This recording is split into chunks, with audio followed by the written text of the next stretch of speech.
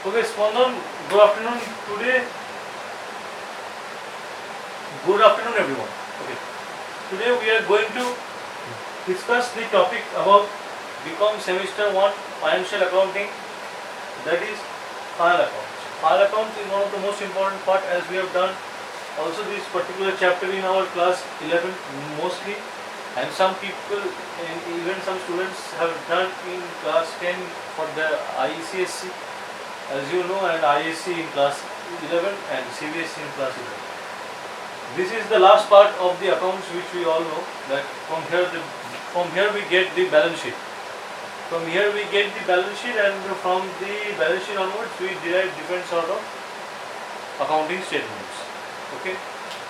So in final accounts, the first thing we do is, okay, I'm erasing this and I'm going to show you the format how we do final accounts.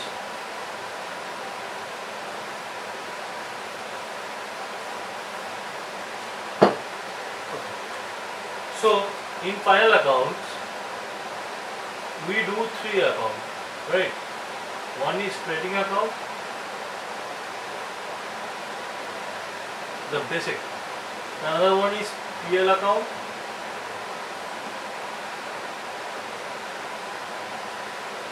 and the last one we do is that balance sheet.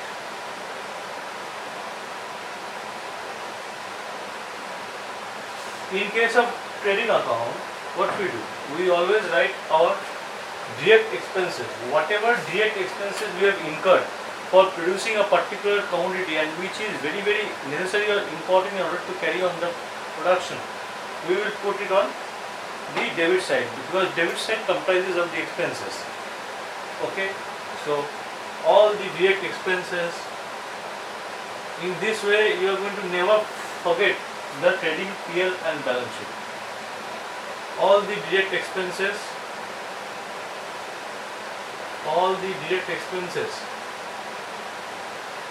income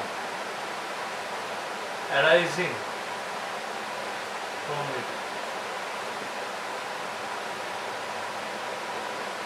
Okay. Next in the PL, and from here, whatever total we get, from here we derive out what? We derive out the gross profit. Gross profit is something which has to be connected, which has to be found out. If the credit side of the trading account is heavier, then the difference between this we get the gross profit, and if the debit side is heavier, we get gross loss. Okay. If the debit side is heavier, we get gross loss, and if the credit side is heavier, we get gross profit. So this particular gross profit is always transferred to the PL account as by gross profit transferred. Why we transfer the gross profit? In order to find out the net profit from the PL account. Now profit and loss account is a particular account where all indirect expenses, where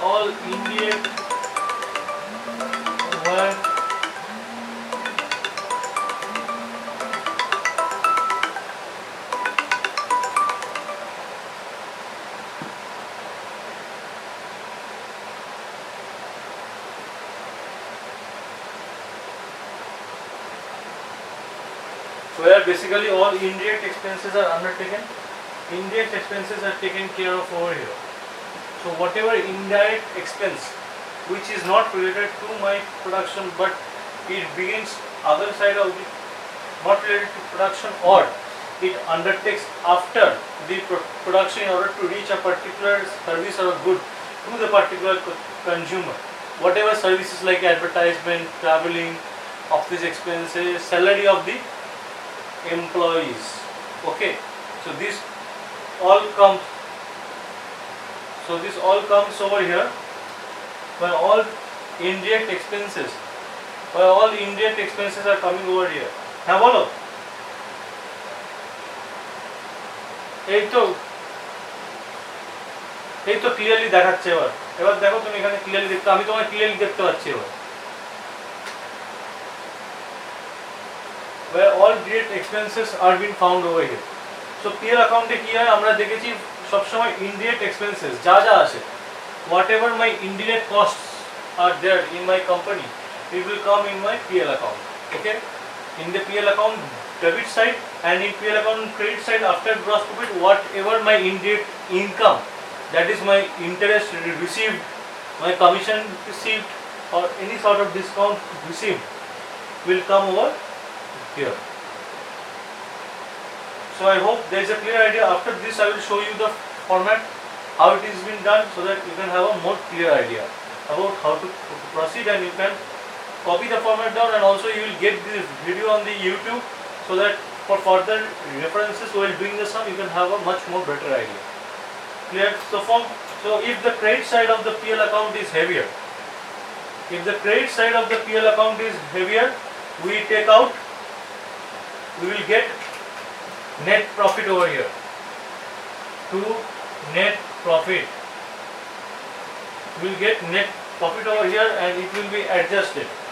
If on the other hand side, if the debit side of the PL account is heavier, we will get net loss.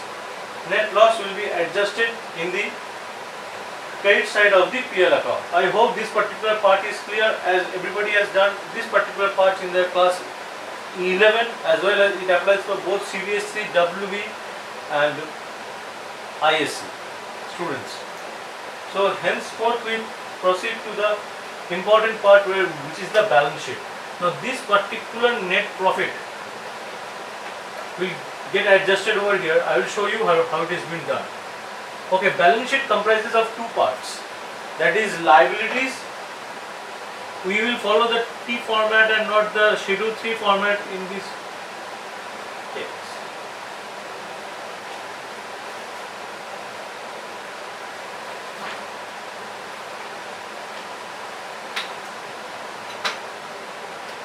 Liabilities and assets. Okay, there are two parts. Now there is a capital. Capital is a figure which has been given in the trial balance, which we introduce or which we bring when a business is going on. We bring capital, or when we start a new business we introduce our capital.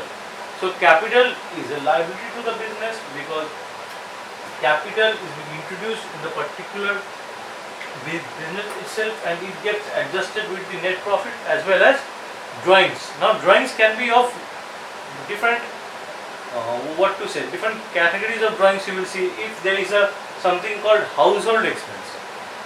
If we don't find drawings in the trial balance, and if we see that something called household expense, life insurance premium, these are all termed as drawings. This will be always termed as drawings, because these are basically for our private use.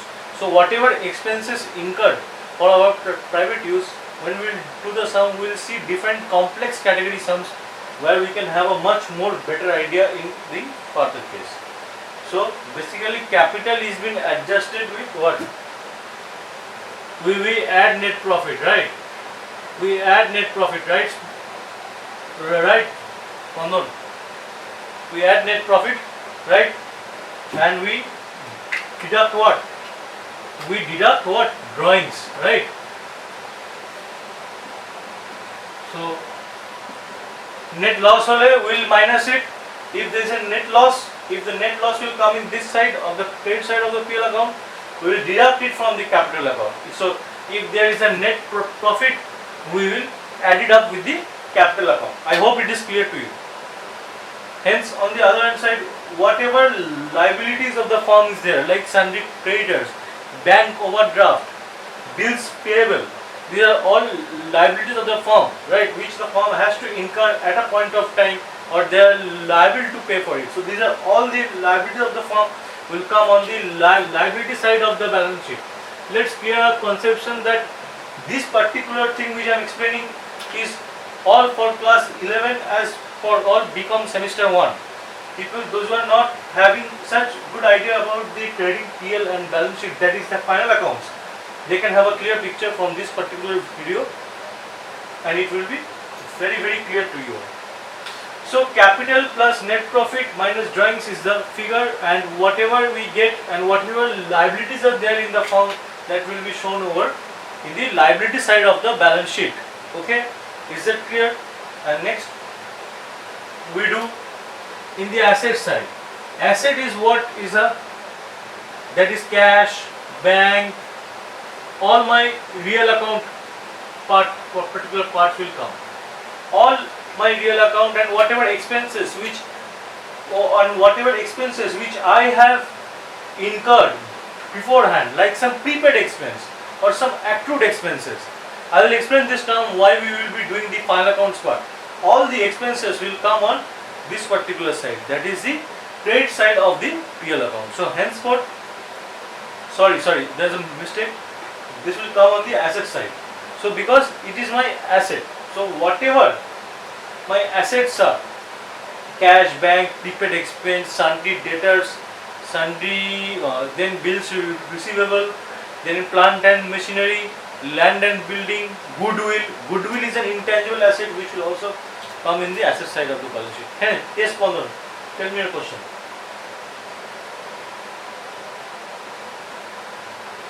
Provision for doubtful debts will come on the liability side of the balance sheet, because, and on the other hand we can also adjust with our sundry debtors. If there is a further bad debt which is being given in the problem, we will deduct further bad debt from the sundry debtors, and also the provision which has been charged, which will be told in our final account sum or in the adjustment or in the numerical problem. We will come to it, we will deduct it and we will put outside. After sundry, if we are putting sundry debtors in the inner column, we will deduct further bad debt and we will deduct the provision which has been given, and then we will put. And there is also one more thing, that is known as discount on debtors. In the further sums we will see that and we will do it accordingly. So here we see cash, bank, land and building, furniture, plant, machinery. I hope it is clear to you. Furniture. So these all things has to be undertaken. Okay. My one and only objective for each and every student or for each and every particular person who will be joining the classes is one single objective: to make you understand these things. Because if you understand these particular things, you will be able to excel in every situation and in whatever sum it may give to you. So my one and only objective is to make you understand that things can go accordingly like this, and the classes will happen like this. Forward, and we will do one sum, so that students can have a much more better idea and they can also figure it out how they will proceed. Because this has to be more important. Only showing the format will not help. We will carry on the sum so that student can have a much more better idea, and student, those who will be joining, and student those who are in the part of joining or they have given class 12, I will ask them not to at least start accountancy. Accountancy is one of the most important thing which will be there if you do CA, CMA or any other professional course, whatever. But accountancy in BCom is, in a commerce background student, it is very vital and very important in order to proceed with it. Henceforth, we will start a sum with it so that students can have a much more better idea and will proceed with the sum. Thank you.